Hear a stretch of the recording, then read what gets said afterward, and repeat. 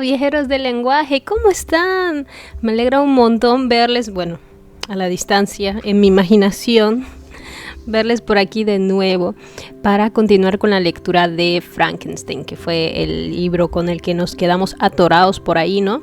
Si ustedes recuerdan, que esto es genial porque como esto lo estoy grabando como tipo un podcast, por decirlo así, pues nada, puedo luego editar acá y en vez de estar buscando a la hora las imágenes que quiero mostrarles, pues nada, lo pongo acá en edición. Si se acuerdan, la última vez, bueno, ya tiene un tiempecito, ¿no? Que habíamos estado acá leyendo la obra de Frankenstein de Mary Shelley. Y pues bueno, como este es el primer video que subo al respecto, pues quería hacer como un pequeño recuento de lo que habíamos estado hablando.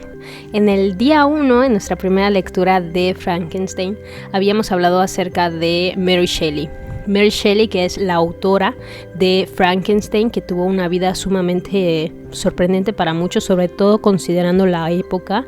El libro se publica, si no estoy mal, en 1848. Me voy a corregir acá en edición si no es correcto el dato. Ella tenía tan solo 16 años, si no estoy mal, por ahí estaba rondando, era una adolescente y pues bueno, había tenido ya una vida bastante movida, por usar algún adjetivo no muy cargado, en el cual pues se había escapado con uno de los amigos y más que nada seguidores de su papá. Su papá también era escritor, aunque no era como que eran como de clase media, pero también tomar en cuenta que el hombre, o sea, su papá, vivía bastante endeudado. Mary Shelley no había conocido a su madre, no había vivido con ella murió cuando era muy pequeña, Mary Shelley. Entonces, ante esta ausencia de figura materna, pues su papá se vuelve a casar y Mary Shelley no tiene una buena relación con su madrastra, pero sí con su hermanastra. De hecho, cuando se escapa con este hombre, Percy Shelley, de quien luego ella toma el apellido, pues lo hace junto con su hermana, o sea, vivían en un trío, hacían un trío, ¿cómo se dice en esos casos? Trieja o algo por el estilo. Entonces, pues nada, sorprendente, ¿no? Muy avanzados para su época, eran poliamorosos. Hasta que pues finalmente dejaron esa vida, solamente se quedaron ellos dos, Percy y Mary Shelley. Y pues bueno, Mary Shelley tuvo varios problemas con su maternidad, varios hijos que fallecieron. Pero pues esta obra Frankenstein surge a partir de una pesadilla que ella afirma haber tenido durante una reunión de escritores. Básicamente habían hecho así como una pijamada y tenían el reto de escribir una historia de terror. Ella, inspirada en este sueño que tiene, escribe el boceto de Frankenstein. Ya después ella ya lo edita, lo deja como la novela que la conocemos a día de hoy. Es aceptada por las editoriales, publicada y así es como llega a nuestras manos. Si recordamos, también en el día 1 hablamos acerca de que Frankenstein, tal como en la película de Guillermo del Toro, que fue muy acertada en ese caso específico nada más, porque ya ustedes ya saben que a mí no me gustó la película en comparación con el libro, no es muy fiel al libro, pero en ese aspecto sí, en el hecho de que comienza no con la historia de Víctor Frankenstein, que para corrección de muchos, Víctor Frankenstein es el nombre del doctor que crea al monstruo. El monstruo como tal, a pesar de que muchos creen que su nombre es Frankenstein, no, el nombre Frankenstein pertenece al creador. El monstruo no llega a tener nombre, no se nos nombra en ninguna parte de la obra. Bueno, la obra de Mary Shelley sí comienza igual que en la película de Guillermo del Toro, con la narración de un marino, que ahorita ya olvidé el nombre, lo voy a poner por acá, un capitán de barco que se encuentra en el Polo Norte o Polo Sur, no recuerdo, uno de los polos, con un extraño hombre que está huyendo de un monstruo. Este hombre a quien conoce es Víctor Frankenstein, el doctor, el médico, y ante la duda, ante la curiosidad, cuando el capitán le pregunta al doctor por qué está huyendo, de qué era ese monstruo al cual han visto de lejos, Víctor comienza a narrarle la historia y entonces así es como nosotros llegamos al punto de la novela, que este tipo de narración, alguna vez creo que lo he mencionado, se llama metadiegética o metanarración, en la cual hay una historia dentro de otra historia. Muy particularmente esto nos recuerda a obras muy clásicas de ese estilo, como por ejemplo Las Mil y Una Noches, en las cuales tenemos a un narrador que nos narra una historia dentro de la misma historia, y a veces dentro de esa historia hay otro narrador que nos cuenta otra microhistoria, ¿no? Como si fuera de estas muñecas rusas que vamos abriendo y cada vez nos encontramos una muñeca más pequeña en su interior. Bueno, ese es el estilo también que utiliza Mary Shelley a través de la narración en primera persona del doctor Víctor Frankenstein. Vamos a conocer la historia también del monstruo. Entonces hay que tomar eso en cuenta. Todo lo que vamos a escuchar es desde el punto de vista y desde la reflexión de Víctor Frankenstein, que, como ustedes recordarán, ¿no? Como ustedes también bien me comentaron en el chat, es una persona con bastantes rasgos narcisistas, según lo que podemos notar sin ser psicólogos de su narración, porque todo lo narra desde su perspectiva, constantemente victimizándose mucho, ¿no? No haciéndose responsable de sus actos, más allá del hecho de, miren, me siento muy culpable, pero no hago nada más que dar lástima por ello, ¿no? Entonces, en el día 2 de nuestra narración, de nuestra lectura, vimos cómo nació la obsesión de Víctor Frankenstein. Desde que era un niño, básicamente, se interesó por los temas de la biología, de la creación de seres vivos, y que, contrario a lo que aparece en la película de Guillermo del Toro, el padre de Víctor Frankenstein no era un médico, nunca lo traumó con nada, al contrario, era un hombre muy amable. Víctor Frankenstein se interesó por estos temas básicamente por andarse metiendo a leer textos oscurantistas. Eso también es muy importante entenderlo dentro del contexto de Mary Shelley. Mary Shelley, ya para el siglo XIX, estamos hablando de que se comienza a hablar mucho acerca del método científico, se comienza a alabar mucho lo que son los avances de la ciencia. Por eso es lógico pensar que Mary Shelley postule que la desviación de Víctor Frankenstein se haya dado a partir justamente de no seguir estos protocolos científicos, sino irse a la parte del oscurantismo, ¿no? Esto supuestamente ha encendido esta obsesión de Víctor Frankenstein por crear vida. En el día 3, nuestra lectura 3, vimos el momento en el que Víctor por fin llegó a crear a su monstruo. Curiosamente, Mary Shelley no aclara la forma en la que se crea al monstruo, no nos da detalles, solamente nos dice algo sobre que Víctor, pues básicamente vivía entre cadáveres, con fragmentos de esos cadáveres iba creando su monstruo, pero en ningún momento se nos dice el método, es decir, cómo es que creó al monstruo. Obviamente se ha tomado esa libertad creativa, no se ha molestado, ¿no?, por meter allá muchos detalles, porque finalmente pues no es el meollo de su historia.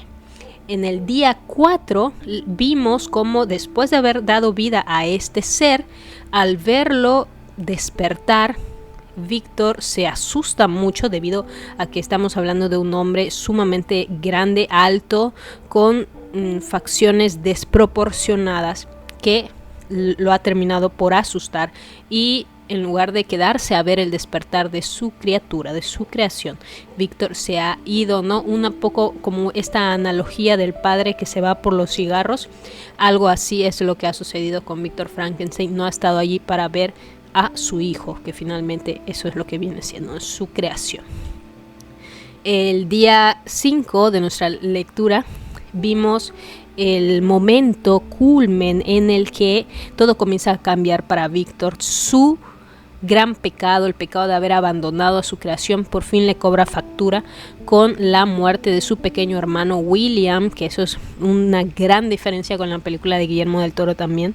En la película William llega a la mayor edad, de hecho parece que Elizabeth era su pareja, bueno, nada que ver en la historia original. William era tan solo un niño cuando es asesinado por el monstruo de Frankenstein. Y por si eso no fuera poco, acusan de este crimen a Justine, que era una amiga de la familia de Elizabeth, de hecho, que Elizabeth sí aparece en la historia original, pero pues no tiene tanta relevancia, al menos hasta ese punto, más que ser como el interés amoroso de Víctor. Y también otra cosa curiosa que también no sé si se acuerdan que notamos de esta obra, es que Mary Shelley constantemente relata que las mujeres son bastante pasivas en esta historia, por lo menos, esperando la salvación de los hombres, como en este caso sus parejas, ¿no? Curioso, dado los datos biográficos que tenemos de ella. Bueno, el día 6, que fue la última lectura que tuvimos por primera vez el discurso del monstruo, es decir, escuchamos por primera vez cuando el monstruo contó su propia historia, aunque de nuevo, como estamos en esta forma narrativa de historias dentro de otras historias, hay que tomar en cuenta que esto lo estamos escuchando desde la perspectiva de Frankenstein, por lo cual digamos que si tuviéramos que tener un parámetro de fiabilidad, pues no es tan fiable, porque Frankenstein no es como que sea muy fiable, y encima aparte él nos está narrando la historia de su pobre creación. Pero bueno, como no tenemos más opciones más que escuchar la historia desde su perspectiva, pues hoy vamos a continuar la lectura. A fines de tener como una introducción y un cierre más claros, pues les he preparado un pequeño texto que les voy a leer a continuación. Ya en edición pondré alguna música de fondo. Y por cierto, ya le hemos encendido su vela a San Platón, el santo de la gente culta y de la secta de los lectores, para poder comenzar con la lectura de este día. No se olviden de dejar su like, comentar, suscribirse, compartir este pequeño podcast. Bueno, que esa es la idea. Y pues nada, los que dejen su comentario por acá, pues los estaré saludando en la próxima lectura. Así que salúdenme por favor. Pues bueno, amigos, pues bienvenidos de nuevo a esta lectura comentada de Frankenstein. En el episodio anterior, en el día 6, al recorrer los capítulos 9 y 10, escuchamos por primera vez la voz del ser creado por Víctor Franken, una voz cargada de reclamo, dolor y lucidez. Fue el momento en que el monstruo, abandonado desde su nacimiento, enfrenta a su creador y lo acusa de la crueldad que lo marcó desde el primer instante. Hoy continuamos esa línea. En los capítulos 11 al 13, que son los que leeremos hoy, nos adentraremos en uno de los pasajes más fascinantes de toda la novela, el proceso por el cual el ser comienza a comprender el mundo y a comprenderse a sí mismo. Escucharemos cómo despierta su conciencia, cómo aprende a observar, a sentir, a desear y también a sufrir. Acompáñenme en este viaje a los primeros pensamientos del monstruo, a su despertar emocional e intelectual, que es tan humano como perturbador. Como les digo, hoy vamos a leer desde los capítulos 11 al 13. No olviden que este signo nos está indicando, cuando estamos narrando, este signo significa continuación del diálogo anterior. Es decir, si ustedes recuerdan, nos habíamos quedado justamente cuando el monstruo estaba contando su historia, lo cual nos indica este signo es que vamos a continuar con el mismo diálogo. El monstruo va a continuar narrando su historia. Recuerdo muy dificultosamente el periodo original de mi ser. Todos los hechos de esa época parecen confusos e indistintos. Una extraña multiplicidad de sensaciones se apoderó de mí y vi, sentí, oí y olí. Oí y olí, todo al mismo tiempo. Y ciertamente pasó mucho tiempo antes, creo que era correcto, de que aprendiese a distinguir entre los movimientos de mis diversos sentidos. Qué curioso, ¿no? Porque estamos teniendo una narración que es propia de un recién nacido, pero bueno, a menos que seamos Sheldon Cooper y recordemos todo desde que nacimos, pues no solemos recordar. ¿Quién recuerda, no? Cómo se sintió venir a este mundo, ¿no? Pero como estamos hablando de un ser que está siendo creado, que está despertando justo cuando ya es un adulto, ¿no? Simplemente que va generando conciencia, pues no olvida estos detalles. Entonces es como si un bebé nos estuviera contando cómo se sintió salir a la vida por primera vez. Es muy interesante.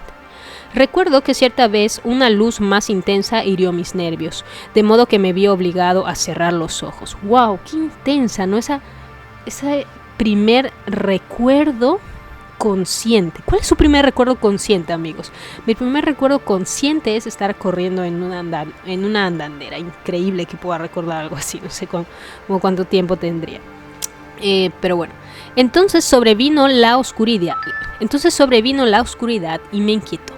Pero apenas había percibido esto íntimo cuando al abrir los ojos Según ahora supongo, la luz me acometió de nuevo. Caminé y, según creo, descendí de un punto a otro, pero de pronto observé una gran alteración en mis sensaciones. Antes estaba rodeado de cuerpos oscuros y opacos, inmunes al tacto o a la vista. Comprobé ahora que podía vagabundear libremente y que no había obstáculos que no pudiese superar o evitar. La luz vino a ser cada vez más opresiva para mí, y como el calor estorbaba mi marcha, busqué un lugar donde pudiese recibir sombra. Fue el bosque cercano a Ingolstadt, y allí descansé a la vera de un arroyo, reponiéndome de mis fatigas hasta que me sentí atormentado por el hambre y la sed.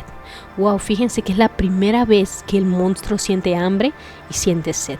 A diferencia de un bebé recién nacido que tiene allí a su madre o a alguien que le dé de comer, este ser no tiene a nadie. Sin embargo, a diferencia de un bebé humano, pues este hombre recién venido a la vida pues puede caminar. Estas sensaciones me arrancaron de mi estado casi latente e ingerí algunas bayas que había en los árboles o tiradas en el suelo. Sacié mi sed en el arroyo y luego, recostado sobre el pasto, me acometió el sueño. Cuando desperté había oscurecido. Además tenía frío y hasta cierto punto estaba atemorizado, por así decirlo, instintivamente, al encontrarme tan solo. Es curioso que ante todo sepa que está solo, ¿no creen? Si está viniendo al mundo, a mí me parece un poco confuso, incluso un poco improbable, que sea consciente de la soledad. ¿Ustedes qué piensan? Antes de abandonar tu departamento, impulsado por una sensación de frío, me había cubierto con algunas ropas, pero ellas no bastaban para defenderme del rocío nocturno. Yo era un pobre, impotente y miserable desvalido. Nada sabía y nada podía distinguir, y como un sentimiento doloroso me aguijoneaba por todos lados, me senté en el suelo y lloré. Entonces creo que el monstruo sí ha visto a Víctor antes de salir del departamento, ¿no? Seguramente lo ha visto cuando él estaba escapando. A lo mejor por eso es que era consciente de que estaba solo. Continúo. Poco después, una suave luz se insinuó en el cielo y me dio una sensación de placer. Me incorporé y contemplé una forma radiante que se elevaba entre los árboles. La miré asombrado. Se desplazaba lentamente pero iluminaba mi camino. Y nuevamente me dediqué a buscar bayas. Aún sentía frío, pero poco después, bajo uno de los árboles, hallé un amplio manto con el cual me cubrí, acomodándome en el suelo. Qué raro, encontré un manto allí en medio de la nada. Mi mente no se fijaba en una idea determinada, todo era muy confuso. Tenía sensaciones luminosas y hambre y sed y una visión de las sombras. Innumerables sonidos llegaban a mis oídos y de todos lados me saludaban diversos olores. El único objeto que podía distinguir claramente era la luna y sobre ella fijé complacido los ojos. Pasaron varios días con sus noches y la duración de la noche había disminuido mucho, cuando comencé a distinguir unas sensaciones de otras. Paulatinamente vi con claridad el arroyo donde vivía y los árboles cuyo follaje me aportaban sombra. Me sentí complacido cuando descubrí por primera vez que un grato sonido, que a menudo saludara a mis oídos, provenía de la garganta de unos animalitos alados que a menudo me habían interceptado la luz. También comencé a observar con mayor precisión las formas que me rodeaban y a percibir los límites del cielo radiante y luminoso. A veces trataba de imitar las amables canciones de los pájaros como Fiona, pero no lo conseguía. Otras quería expresar mis sensaciones a mi propio modo, pero los sonidos toscos e inarticulados que brotaban de mi pecho me intimidaban y me inducían al silencio. Wow, es decir, que le asustaba su propia voz. Qué significativo esto. La luna había desaparecido de la noche y luego volvió a mostrarse, aunque disminuida, mientras yo continuaba en el bosque. Aquí está hablando del ciclo de la luna y de una manera literaria muy hermosa nos está hablando de que ya han pasado 28 días, es decir, ya ha pasado todo un ciclo lunar que el monstruo ha estado en ese bosque aprendiendo lo que significa existir, lo que significa estar vivo. En ese momento mis sensaciones ya eran más claras y mi mente recibía todos los días ideas adicionales. Mis ojos se acostumbraron a la luz y a percibir la verdadera forma de los objetos, distinguía al insecto de la hierba y paulatinamente a una hierba de otra. Comprobé que el gorrión solo emitía notas duras y que en cambio el canto del mirlo y el malvis era dulce y seductor. Cierto día en que sufría los efectos del frío, hallé un fuego que había sido abandonado por algunos vagabundos y advertí complacido que gracias a él experimentaba calor. En mi alegría acerqué las manos a las brasas, pero rápidamente la retiré con un grito de dolor. Cuán extraño, pensé, que la misma causa produzca efectos tan opuestos. Wow. Examiné los materiales del fuego y para mi alegría hallé que se trataba de madera. Rápidamente reuní algunas ramas, pero estaban húmedas y no querían arder. Me acongojé el lecho y permanecí sentado contemplando el fuego. La madera húmeda que había depositado cerca del calor acabó secándose y al fin se inflamó. Reflexioné sobre el fenómeno y tocando las distintas varas descubrí la causa y me apresuré a reunir gran cantidad de madera con el fin de secarla y disponer de abundante combustible. Cuando llegó la noche y con ella el sueño, experimenté el mayor temor de que mi fuego se extinguiese. Lo cubrí cuidadosamente con madera seca y hojas y sobre todo ello deposité algunas ramas húmedas y luego, extendiendo mi manto, me eché en el suelo y me dormí. Wow, este fragmento muestra claramente la curiosidad tan humana que representa a los seres humanos, ¿no?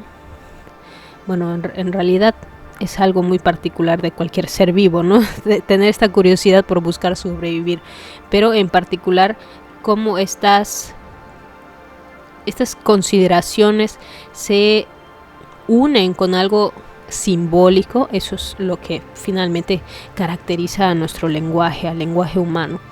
Dice, desperté a la mañana siguiente y mi primer cuidado fue examinar el fuego. Quité las ramas y una suave brisa pronto le arrancó llamas. Observé también este fenómeno y con algunas ramas conseguí formar un abanico que me permitió avivar las brasas cuando estaban casi extinguidas.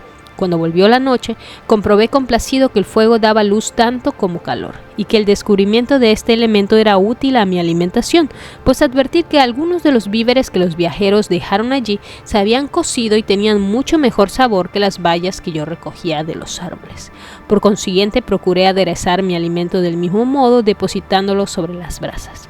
Así descubrí que la operación echaba a perder las bayas, pero que las nueces y las raíces mejoraban mucho. Sin embargo, el alimento comenzó a escasear y a menudo pasaba todo el día buscando en vano unas pocas bellotas que calmasen los retortijones del hambre. Cuando vi la situación en que me hallaba, decidí abandonar el lugar que había habitado hasta entonces, buscando otro donde mis escasas necesidades pudieran satisfacerse con mayor facilidad. Felicidad, a este pobre hombre ni sabe lo que es felicidad todavía.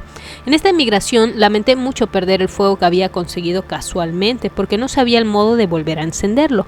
Reflexioné varias horas sobre esta dificultad, pero me vi forzado a abandonar todos mis intentos y envolviéndome en el manto eché a andar por el bosque en dirección al poniente.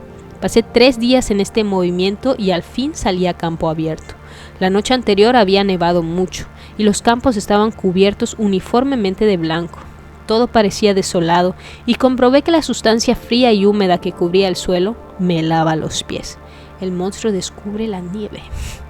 Era alrededor de las 7 de la mañana y yo deseaba obtener alimento y refugio. Finalmente vi una choza pequeña en terreno elevado que sin duda había sido levantada para conveniencia de algún pastor. El espectáculo era nuevo para mí y examiné la estructura con viva curiosidad. Como hallé la puerta abierta, entré en el refugio. Un hombre estaba sentado cerca del fuego y preparaba su desayuno. Se volvió al oír un ruido y al verme lanzó un sonoro aullido y abandonó la choza atravesando la carrera a los campos, con una velocidad de la cual jamás se le había creído capaz en vista de su cuerpo debilitado. Su apariencia, distinta de todo lo que yo había visto antes, y su fuga me sorprendieron un tanto, pero me agradó la apariencia de la choza.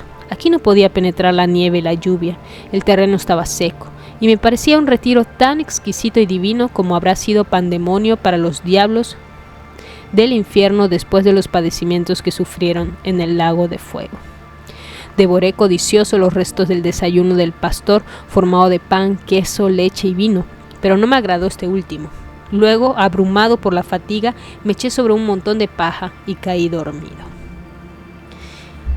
Era mediodía cuando desperté, e incitado por la calidez del sol que iluminaba con luz brillante el suelo blanco, decidí reanudar mi viaje. y depositando los restos del desayuno del campesino en un bolso que hallé, marché por los campos varias horas, hasta que al atardecer llegué a una aldea. Uy, qué curioso, parece que no come mucho, ¿no? Comió los restos y luego todavía le quedó de los restos, lo guardó. Creí hallarme ante un espectáculo milagroso. Las cabañas, las pulcras casitas y las residencias señoriales comprometieron sucesivamente mi admiración. Las verduras en los huertos, la leche y el queso que vi depositados en las ventanas de algunas de las casas excitaron mi apetito. Entré en una de las construcciones de mejor apariencia, pero apenas había puesto el pie en el interior cuando los niños comenzaron a gritar y una de las mujeres perdió el sentido.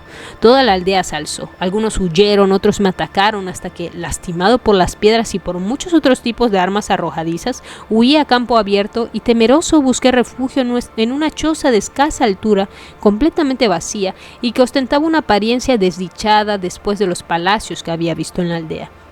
Sin embargo, esta choza estaba anexa a una casa de aspecto limpio y agradable, pero después de la última e ingrata experiencia no me atreví a penetrar en ella.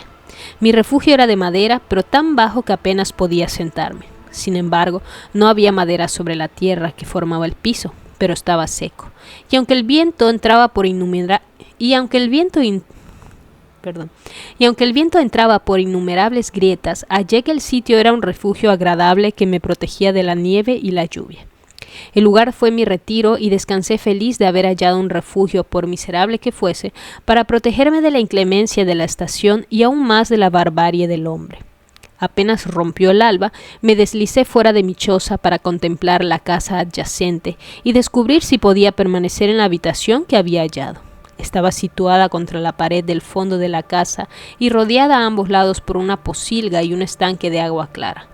Una parte estaba abierta y por ella me había deslizado, pero ahora cubrí con piedras y matas todas las aberturas que podían denunciar mi presencia, aunque lo hice de tal modo que me fuese fácil retirarlas cuando quisiera salir. Toda la luz que llegaba a mi refugio pasaba por la pocilga y eso me bastaba. Después de haber dispuesto mi vivienda y de alfombrarla con paja limpia, me retiré, pues vi a la distancia la figura de un hombre y recordaba demasiado bien el tratamiento de la noche anterior para confiarme a él.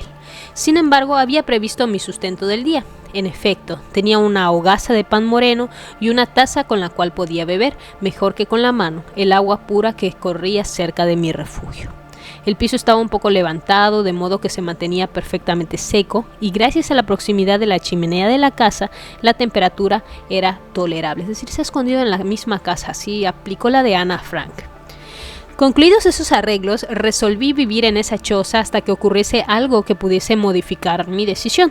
Ciertamente era un paraíso comparado con el bosque sombrío, mi antigua residencia, las ramas anegadas en lluvia y la tierra húmeda. Tomé mi desayuno con verdadero placer y me disponía a separar un madero para obtener un poco de agua cuando oí pasos, y mirando por una pequeña grieta vi una joven criatura con un cántaro en la cabeza que pasaba frente a mi choza. La muchacha era joven y de continente gentil, muy distinta de las criadas y las jóvenes campesinas que hasta entonces había conocido. Sin embargo, estaba humildemente vestida, pues su único atuendo era una tosca pollera azul y una chaqueta de lino. Tenía los cabellos rubios peinados, pero no adornados. Parecía paciente, pero entristecida. Dejé de verla y aproximadamente un cuarto de hora después volvió, trayendo el cántaro, que ahora estaba parcialmente lleno de leche. Mientras caminaba, aparentemente incómoda por la carga, vino a reunirse con ella un joven cuya expresión reflejaba un dolor aún más profundo. Después de decir unas pocas palabras con cierto aire de melancolía, el muchacho se apoderó del cántaro y lo llevó a la casa. La joven lo siguió y ambos desaparecieron de la vista. Poco después vio otra vez al joven, que con algunas herramientas en la mano cruzaba el campo detrás de la casa, y la muchacha también estaba atareada, a veces con la caza y otras en el huerto. Mientras examinaba mi refugio, descubrí que una de las ventanas de la casa había ocupado antes una parte de la choza, pero el hueco había sido tapado con tablas. En una de ellas había una grieta pequeña, casi imperceptible, por la cual podía verse el interior de la casa. Dicha grieta me permitió ver una sala pequeña, blanqueada y limpia, pero apenas amueblada. En un rincón, cerca de un pequeño fuego, estaba sentado un anciano, la cabeza apoyada en la mano en actitud desconsolada, algo así, ¿no? La joven se ocupaba en el arreglo de la habitación, pero poco después retiró algo de un cajón y se sentó al lado del anciano, y este último, recogiendo un instrumento, comenzó a tocar y a producir sonidos más dulces que la voz del ruiseñor o del malvis. Era un espectáculo grato, aun para mí, pobre infeliz, que nunca había visto nada que pudiese llamarse bello. ¿Cómo no? ¿Y ese bosque?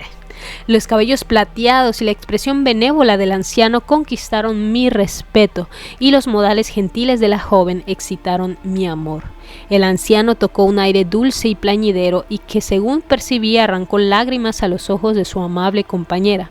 El anciano pareció no advertir la reacción de la muchacha hasta que ella sollozó de manera audible. Entonces él pronunció unos locos sonidos y la dulce criatura, dejando su labor, se arrodilló a los pies del hombre. Él procuró alzarla y sonrió con tanta bondad y afecto que experimenté sensaciones de naturaleza peculiar y abrumadora. Eran como una mezcla de dolor y placer, algo que jamás había experimentado antes, fuese por el hambre o el frío, el calor o el alimento. Me retiré de la ventana, incapaz de soportar estas emociones. Amigos, a mí no me ha quedado muy claro qué emociones es las que sintió Frankenstein. ¿Ustedes cómo nombrarían a esas emociones? Si es que entendieron algo más que yo.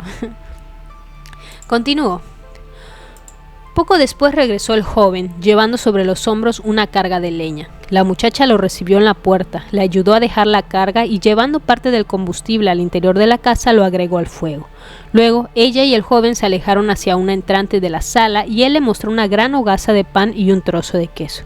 La muchacha pareció complacida y se dirigió al huerto para buscar algunas raíces y verduras que puso en agua y colocó sobre el fuego. Después continuó su labor mientras el joven se dirigía al huerto y se atareaba cavando el suelo y extrayendo raíces. Después de trabajar en esto más o menos una hora, la muchacha se reunió con él y juntos entraron en la casa. Entretanto, el anciano había adoptado una actitud pensativa, pero cuando aparecieron sus compañeros mostró un aire más animoso y todos se sentaron a comer. La comida concluyó rápidamente. La joven volvió a ocuparse en el arreglo de la habitación. El anciano paseó frente a la casa, bajo el sol, durante unos minutos, apoyado en el brazo del hombre.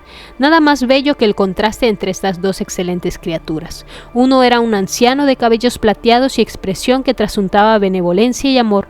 El más joven tenía figura delgada y grácil, y sus rasgos estaban modelados con la más delicada simetría. Sin embargo, sus ojos y sus actitudes expresaban la más profunda tristeza y melancolía. El anciano retornó a la casa y el joven, llevando herramientas distintas de las que había utilizado por la mañana, dirigió sus pasos a los campos.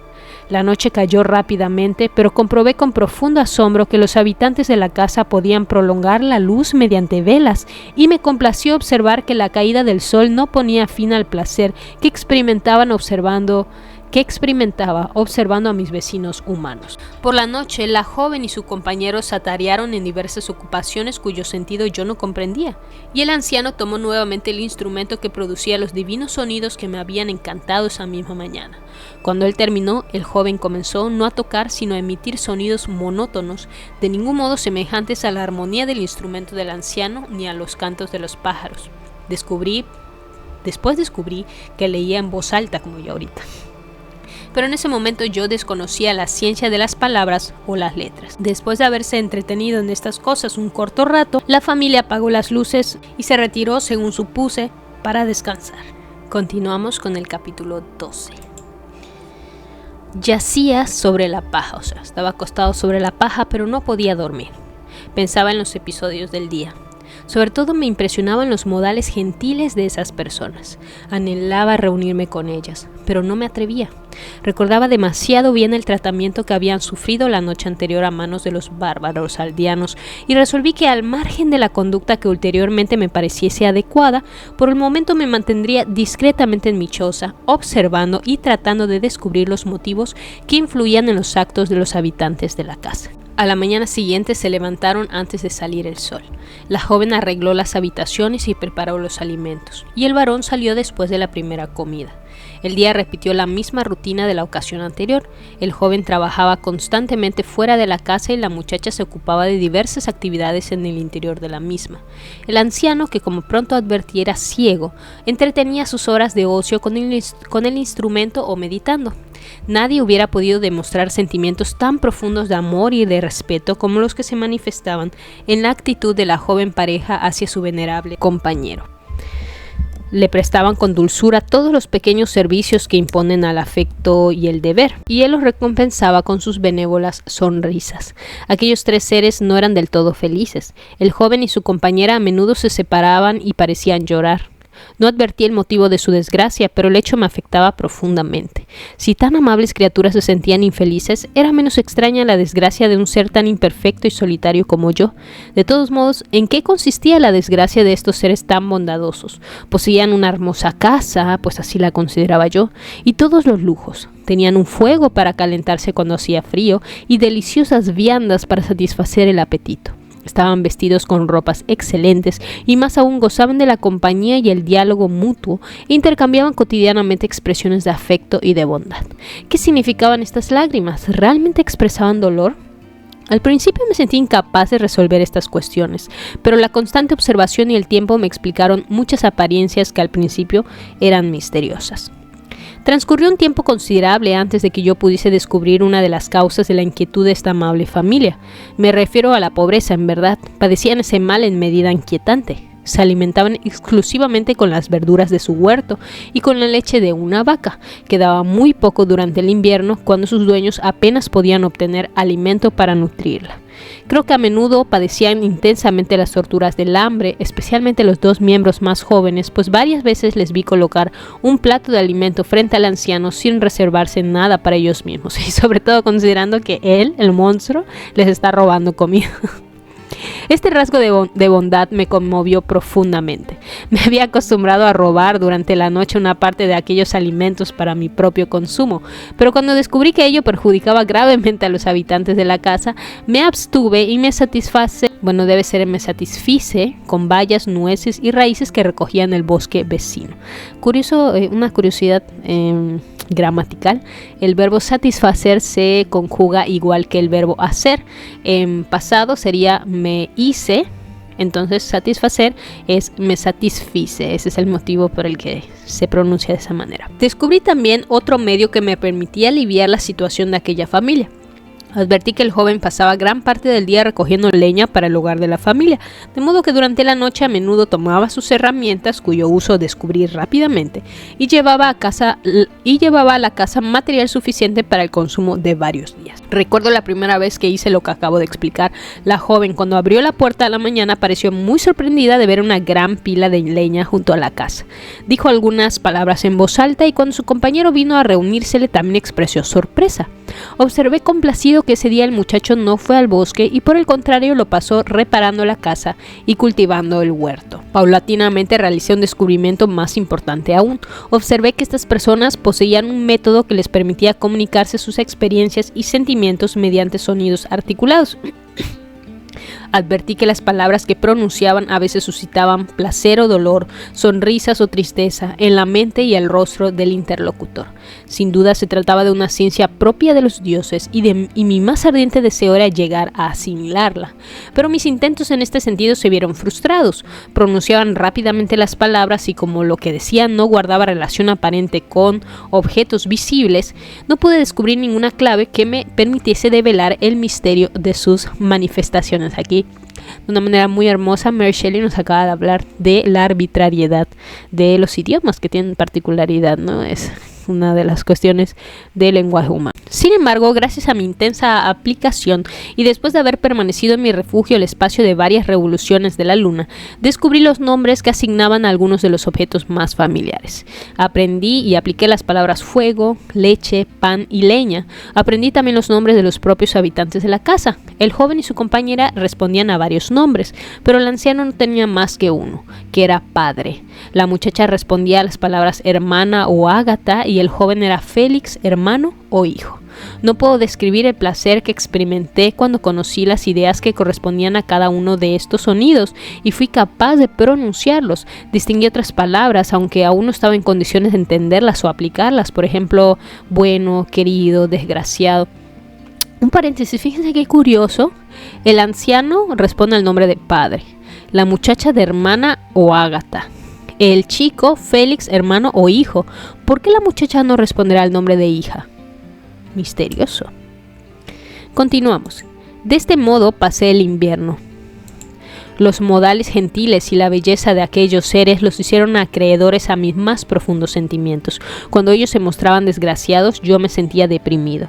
Cuando ellos se regocijaban, yo simpatizaba con sus alegrías. Vi pocos seres humanos además de los miembros de esta familia, y si por azar otras personas entraban en la casa, sus modales rudos y su continente torpe destacaban a mis ojos las cualidades superiores de mis amigos. Wow, les llama amigos cuando ni siquiera ellos no saben que él existe. Observé que el anciano a menudo procuraba alentar a sus hijos, como oí que solía llamarlos, para que desechasen su melancolía.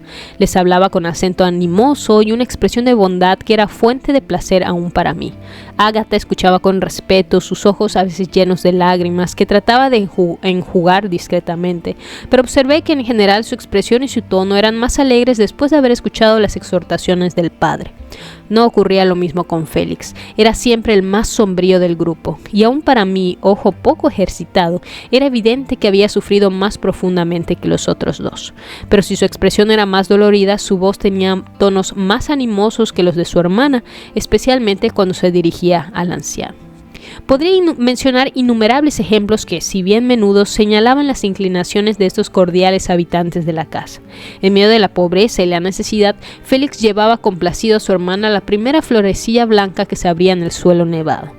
En las primeras horas de la mañana, antes de que ya hubiese despertado, apartaba la nieve que obstruía el camino de la joven hacia el establo, sacaba agua del pozo y traía madera de la leñera, donde, para perpetuo asombro del propio joven, hallaba una existencia constantemente renovada por una mano invisible, o sea, la de él.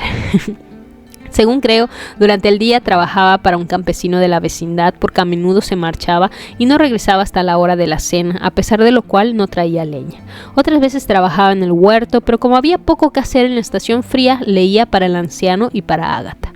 Estas lecturas me habían desconcertado mucho al principio, pero descubrí paulatinamente que durante la lectura el joven pronunciaba muchos de los sonidos utilizados en la conversación. Conjeturé, por lo tanto, que leía en el papel los signos de su propio lenguaje, y deseaba ardientemente llegar a conocerlos. Pero ¿cómo lograría tal cosa si ni siquiera entendía los sonidos representados por esos signos? De todos modos, progresé considerablemente en esta ciencia, pero no lo suficiente para seguir la conversación, aunque aplicaba todas las fuerzas de mi mente a la tarea. Pues percibí con facilidad que, si bien tenía el más vivo deseo de hacerme conocer de los habitantes de la casa, no debía intentarlo hasta haber asimilado su idioma, dado que este conocimiento me permitiría inducirlos a ignorar la deformidad de mi figura. En verdad, el contraste que se ofrecía constantemente a mis ojos me había hecho comprender la naturaleza real de mi situación. Yo había admirado las formas perfectas de mis vecinos, su gracia, su belleza y su refinada constitución.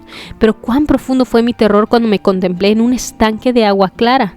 Al principio retrocedí, incapaz de creer que mi propia persona se reflejaba en el espejo, y cuando me convencí cabalmente de que era en realidad ese monstruo que tú ves, se apoderaron de mí las más crueles sensaciones de tristeza y mortificación.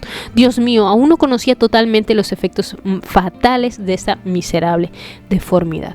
Qué triste, porque Frankenstein se considera feo pues, solamente porque se está comparando con los otros humanos que ha visto, ¿no? Entonces, su fealdad, que es lo que él describe, en realidad se está basando en la diferencia, ¿no? En lo diferente que se ve él en comparación de estos vecinos de los que está aprendiendo cómo es la vida.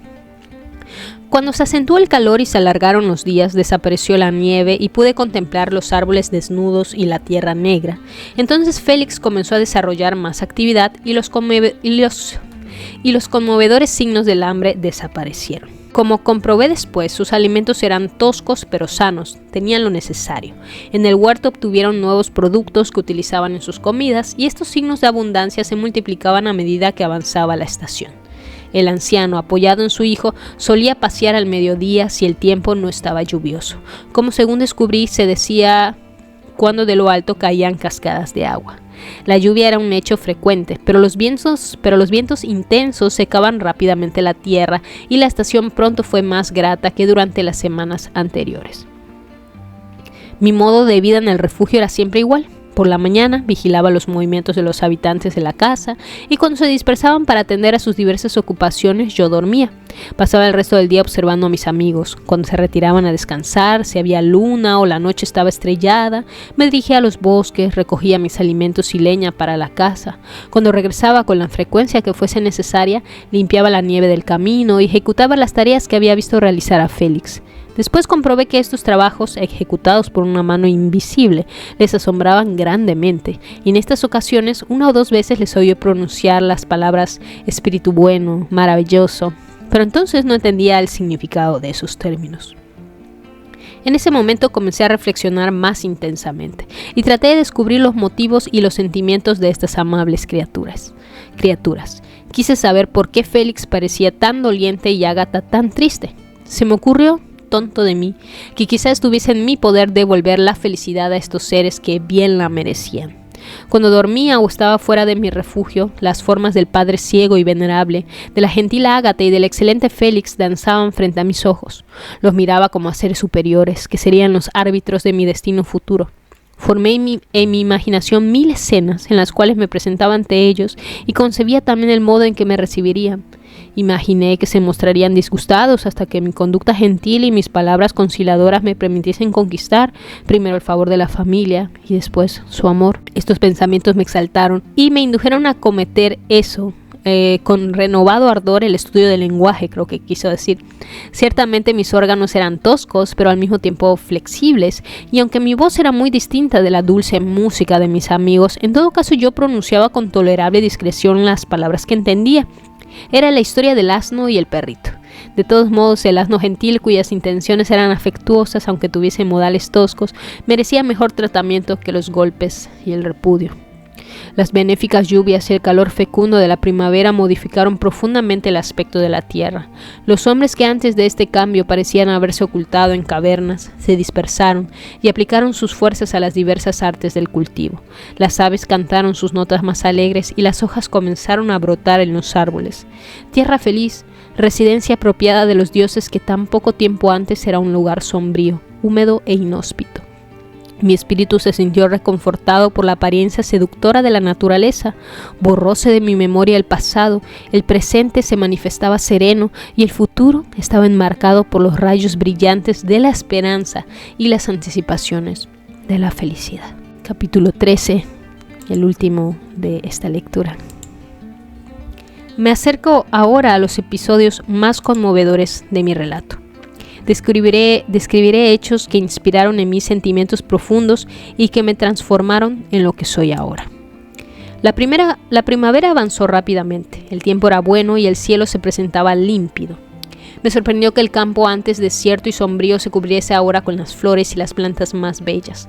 Mis sentidos se complacían y refrescaban con 1000 aromas placenteros y 1000 espectáculos desbordantes de belleza. Uno de esos días en que mis vecinos descansaban periódicamente del trabajo, el anciano tocaba su guitarra y los hijos le escuchaban, observé que el rostro de Félix exhibía inenarrable melancolía. Suspiraba con frecuencia. En una ocasión el padre interrumpió la música y deduje de sus modales que había inquirido la causa de la pena de su hijo.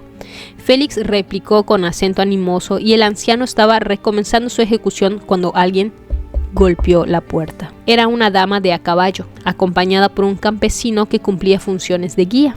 La dama vestía ropas oscuras y estaba cubierta con un espeso velo negro. Ágata formuló una pregunta a la cual la extranjera se limitó a replicar pronunciando con dulce acento el nombre de Félix. Fíjense que acá extranjera no está significando literalmente que viene de otra tierra. Para el monstruo ella era una extranjera finalmente porque venía de afueras, de las afueras. No la conocía en su pequeño mundo que conocía el monstruo, ¿no? Que era nada más este núcleo familiar. Su voz era musical, pero distinta de la que había oído a mis amigos. Al oír esta palabra, Félix acudió apresuradamente y cuando ella lo vio retiró el velo y contempló un rostro de belleza y expresión angelicales. Los cabellos eran de color negro azabache y entretejidos en extrañas trenzas. Tenía los ojos oscuros pero bondadosos aunque animados. Sus rasgos mostraban regularidad. Su piel era maravillosamente blanca y en cada mejilla exhibía un vello sonrosado. Félix pareció transportado de placer cuando la vio y todo signo de dolor desapareció de su rostro, que expresó instantáneamente una estática alegría de la cual apenas le habría creído capaz. Sus ojos centellearon, sus mejillas se enrojecieron de placer y en ese momento era tan bello como la extranjera.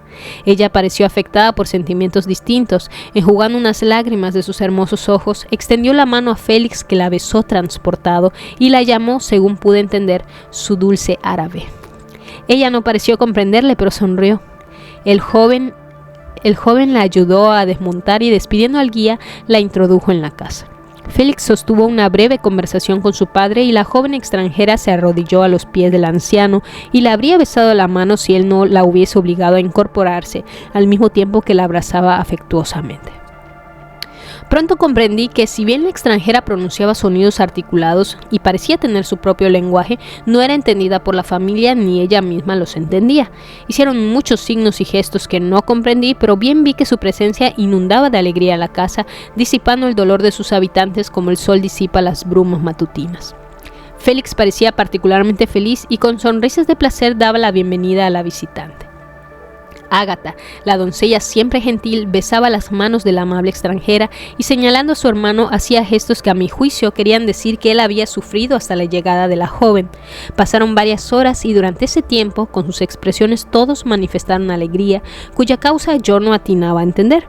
Poco después advertí, gracias a la frecuente repetición de cierto sonido que la extranjera pronunciaba imitando a los miembros de la familia, que ella trataba de aprender su lenguaje. Y se me ocurrió instantáneamente la idea de que yo podía aprovechar las mismas instrucciones para el mismo fin. La extranjera aprendió unas 20 palabras en la primera lección y la mayoría de ellas coincidía con las que yo ya conocía, pero en todo caso aproveché las que eran nuevas para mí. Cuando cayó la noche, Ágata y la joven árabe se retiraron temprano. Cuando se separaron, Félix besó la mano de la forastera y dijo: «Buenas noches, dulce Safi». El joven permaneció mucho más rato conversando con su padre y por la frecuente repetición del nombre de la visitante conjeturé que la encantadora huésped era el tema de la conversación. Deseaba ardientemente comprenderle y me esforcé todo lo posible con ese fin, pero descubrí que me era absolutamente imposible. A la mañana siguiente Félix salió a realizar su trabajo y una vez concluidas las ocupaciones habituales de Ágata, la joven árabe se sentó a los pies del anciano y tomando la guitarra tocó algunos aires tan seductores que arrancaron a mis ojos lágrimas de dolor y de placer. La joven cantó y su voz fluía con una rica cadencia, elevándose o descendiendo como un ruiseñor de los bosques. Cuando concluyó, entregó la guitarra a Ágata, quien al principio rehusó. Tocó un aire sencillo y su voz acompañó la música con dulces acentos. Todos en esa familia saben tocar la guitarra, pero distinto de la melodía maravillosa de la forastera. El anciano pareció transportado y pronunció algunas palabras que Ágata trató de explicar a Safi. Safi. Le voy a pronunciar Safi, ¿ya? Suena más árabe. Aparentemente con el deseo de comunicarle que con su música la joven estaba procurando al anciano el mayor de los placeres. Los días transcurrieron ahora tan apaciblemente como antes, si se exceptúa el hecho de que la alegría había ocupado el lugar de la tristeza en las expresiones de mis amigos. Safi se mostraba siempre alegre y feliz. Ella y yo avanzábamos rápidamente en el conocimiento del lenguaje, de modo que 2 meses después yo comenzaba a comprender la mayoría de las palabras pronunciadas por mis protectores. ¡Qué suerte para el monstruo que haya llegado una extranjera y que le enseñaran el idioma, ¿no? Eso no es suerte, es el guión más. Entretanto, también la tierra negra se había cubierto de hierbas y las verdes orillas estaban salpicadas de flores innumerables, tan gratas al olfato como a los ojos, como estrellas de pálido brillo entre los bosques bañados por la luz de la luna.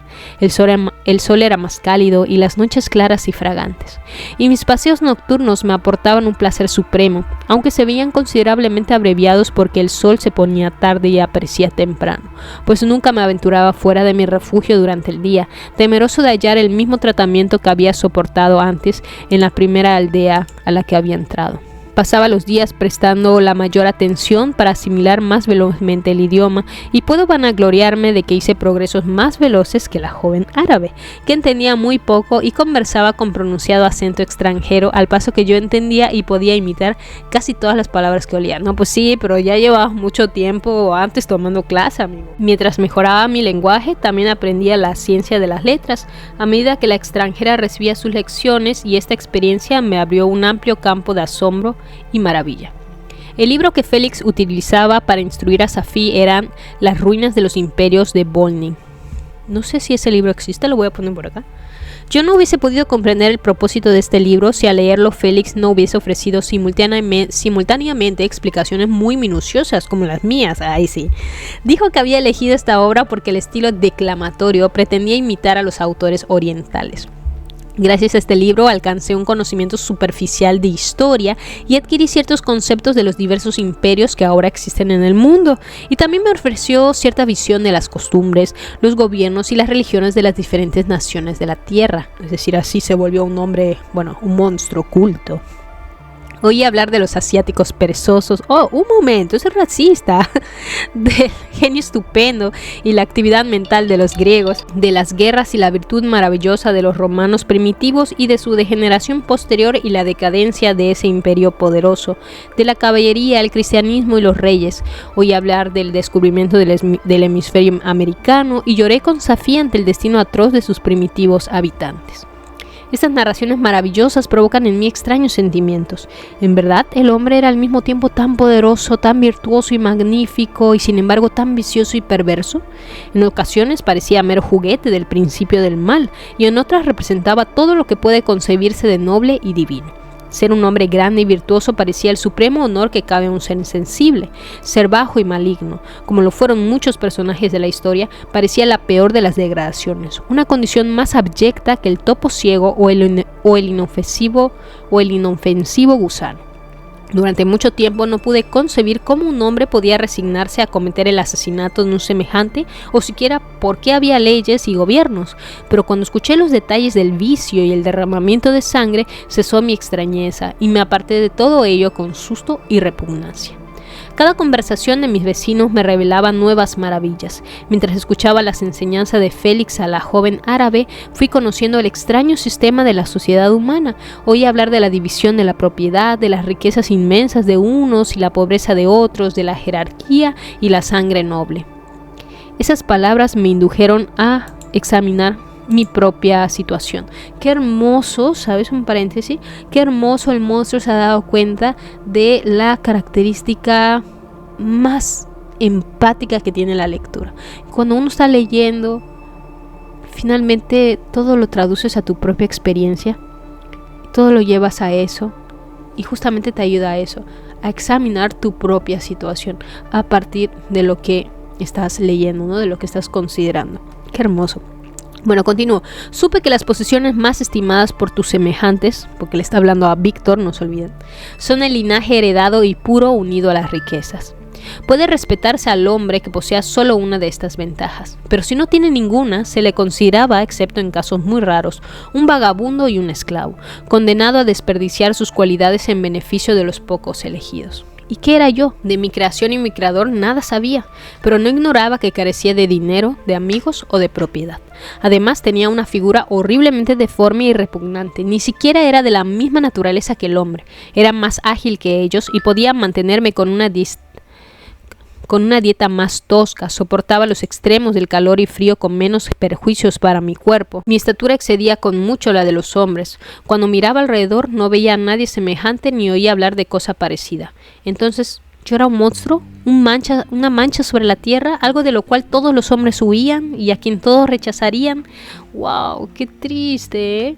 Y mucho se confirma cómo a nivel psicológico se forma la creencia de un personaje. O sea, basándose en ciertas experiencias, lo acomodas de la manera que te ayuda a sobrevivir más. O sea, si el monstruo se hubiera mantenido fiel a estos pensamientos, de repente el miedo le hubiera evitado salir y ser rechazado nuevamente, ¿no? Pero bueno, no quiero spoilearles todavía, vamos a continuar. No puedo describirte la agonía que esas reflexiones provocaron en mí. Traté de rechazarlas, pero el dolor se acentuaba con el conocimiento. Wow, esta frase está como para enmarcarla. El dolor se acentúa con el conocimiento. Si hubiera permanecido para siempre en mi bosque nativo sin saber ni sentir nada fuera de las sensaciones de hambre, sed y calor. Qué triste, pero no se podía. O sea, este personaje nació con esta capacidad humana de reflexión. En algún momento iba a salir de este bosque. La curiosidad es así, ¿no? Cuán extraña la naturaleza del conocimiento. Cuando ha penetrado en la mente, se aferra a ella como un líquen a la roca. A veces deseaba desprenderme de mis pensamientos y mis sensaciones, pero aprendí que no hay más que un medio para anular la sensación de dolor, y es la muerte. Un estado que ya temía, aún sin comprenderlo. Admiraba la virtud y los buenos sentimientos y amaba los modales gentiles y las cualidades bondadosas de mis vecinos, pero me había excluido de la relación con ellos, excepto apelando a medios que obtenía mediante el robo, cuando no me veían ni sabían de mí, y que más bien ahondaban que satisfacían mi deseo de ser uno más entre mis semejantes. Las bondadosas palabras de Ágata y las animadas sonrisas de la encantadora joven árabe no eran para mí.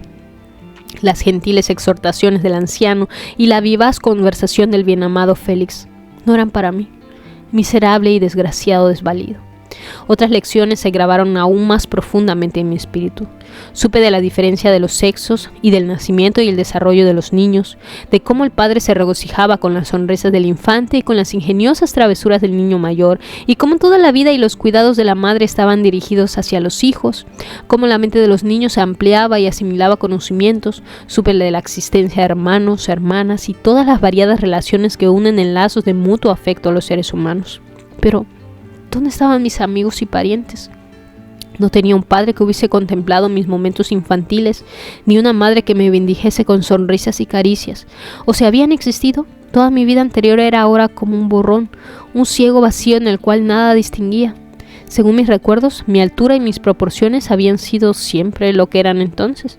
Jamás había visto un ser que se me pareciese o que afirmase su deseo de mantener alguna relación conmigo. ¿Quién era yo? La misma pregunta reaparecía constantemente y solo podía responder a ella con gemidos.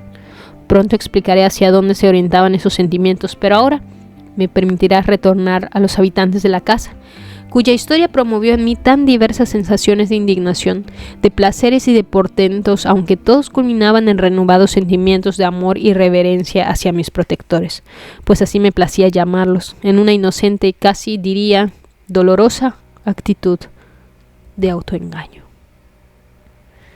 Vamos a dejarlo hasta aquí, amigos. En nuestra próxima lectura tendremos los capítulos 14 al 16 en la parte que he titulado Del amor al rencor, la humanidad negada. Vamos a terminar esta hermosa lectura. No sé qué les ha parecido. Déjenme en los comentarios con quién se han sentido más identificados. Creo que las personas que de algún modo alguna vez hemos sido rechazadas de un grupo, podemos identificarnos mucho con el monstruo, ¿no? De ver a lo lejos a estas personas a las cuales admiramos, a las cuales aspiramos, y que de algún modo, teniendo sus sentimientos de rechazo previos, llegamos a la conclusión que no pertenecemos, que no somos iguales a ellos. Es una herida muy profunda que nos refleja Mary Shelley a través de esta obra. He preparado un pequeño texto para dejarlo hasta acá. Así terminamos la lectura de los capítulos 11 al 13 de Frankenstein, donde fuimos testigos del nacimiento de la conciencia del monstruo, su descubrimiento del lenguaje, de la bondad ajena, de la vulnerabilidad humana y sobre todo de su lugar, o no lugar más bien, en el mundo. Es un tramo profundamente íntimo de la novela, porque nos muestra que antes de convertirse en la figura temida por todos, este ser fue solamente una mente nueva buscando afecto, identidad y esperanza.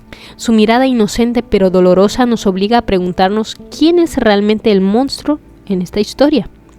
En el próximo episodio seguiremos acompañándolo en su aprendizaje en los capítulos 14 al 16 y en las consecuencias de todo lo que ha descubierto el día de hoy. Veremos cómo va a pasar del amor al odio una vez que la humanidad con la que nació le sea negada. Gracias por escuchar, por acompañar esta lectura y por compartir este espacio conmigo. No se les olvide dejar su comentario en la cajita de comentarios, no solamente en el chat del en vivo, para que yo los pueda saludar en la próxima grabación que tenga de este pequeño podcast. Espero que haya sido entretenido para ustedes en lo que hacían sus actividades. Les mando un abrazo, un beso y nada, nos vemos hasta la próxima parte de esta lectura de Frankenstein. Chao.